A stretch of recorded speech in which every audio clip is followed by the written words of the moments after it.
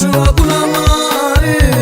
Mwari weminana vanosimudza marombe kumaisa kumusoro kuneta furaha yavo.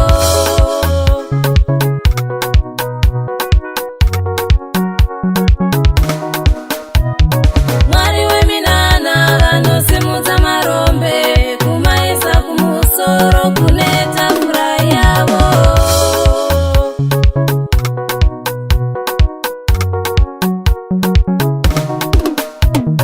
Mwari weminana anosimudza marombe kumaisa kumusoro kuneta furaha yavo.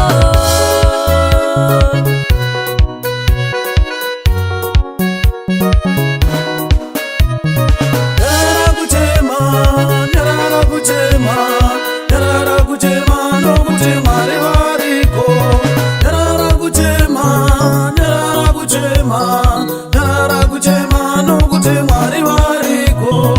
Nyarara kuchema, nyarara kuchema, nyarara kuchema nokuti Mwari variko.